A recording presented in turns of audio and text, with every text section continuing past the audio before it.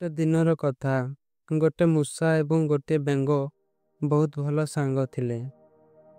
ବେଙ୍ଗ ପ୍ରାୟତଃ ମୂଷାର ଘରକୁ ଆସୁଥିଲା ଏବଂ ମୂଷା ଯେତିକି ଖାଦ୍ୟ ଜମା କରି ରଖିଥାଏ ସେ ସବୁକୁ ଦୁହେଁ ମିଶି ଆନନ୍ଦରେ ଖାଆନ୍ତି।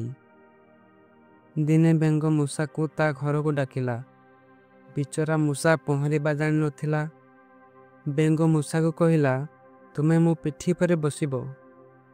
ମୂଷା ସାଙ୍ଗେ ସାଙ୍ଗେ ରାଜି ହୋଇଗଲା। କିଛି ବାଟ ଗଲା ପରେ ବେଙ୍ଗ ମୂଷାର ଖାଇବା ବିଷୟରେ ଖରାପ ବିଚାର କଲା। ଦୁଷ୍ଟ ବେଙ୍ଗ ପାଣିର ତଳଭାଗକୁ ନିଜ ଖାଦ୍ୟ ଖୋଜିବା ପାଇଁ ପଳେଇଲା।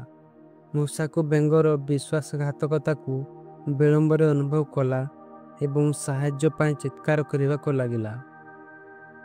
ନଦୀ ଉପରେ ଉଡୁଥିବା ଏକ ବାଜପକ୍ଷୀ ଏସବୁ ଦେଖିଲା ଏବଂ ମୂଷା ପାଖକୁ ଆସି ବାଜପକ୍ଷୀ ତାର ଥଣ୍ଟ ସାହାଯ୍ୟରେ ଉଠେଇ ନେଲା ଏବଂ ଆକାଶରେ ଦ୍ରୁତ ଗତିରେ ଉଡ଼ିବାକୁ ଲାଗିଲା। ଏହିଭଳି ମୂଷା ବେଙ୍ଗଠାରୁ ଦୂରେଇ ଗଲା।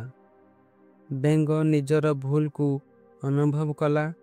ଏ କାହାଣୀରୁ ଗୋଟେ ଜିନିଷ ଶିଖିବାକୁ ମିଳେ ଯେ କୌଣସି ଜିନିଷ ଆମର ନିଜର ଅତ୍ୟାବଶ୍ୟକ ଠାରୁ ଅଧିକ ଯଦି ଚାହିଁବା ଆମର ସେ ଜିନିଷଟା ଆମ ପାଇଁ କ୍ଷତିକାରକ ହୋଇଥାଏ।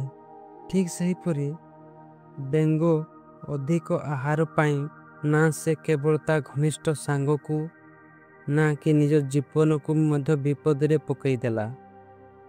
ଠିକ୍ ସେମିତି ଆମେ ବି ଅଧିକ ଜିନିଷକୁ ଲୋଭ କରିବା କଥା ନୁହେଁ। ଯଦି ଏ କାହାଣୀରୁ କିଛି ଶିଖିବାକୁ ମିଳିଥାଏ ତେବେ ଏ କାହାଣୀକୁ ଅନେକ ଲୋକଙ୍କ ପାଖକୁ ପହଞ୍ଚାନ୍ତୁ। ଯଦି ଭିଡ଼ିଓଟି ଭଲ ଲାଗେ ତେବେ ଲାଇକ୍ ସହିତ ସେୟାର କରିବାକୁ ଜମାରୁ ଭୁଲିବେନି।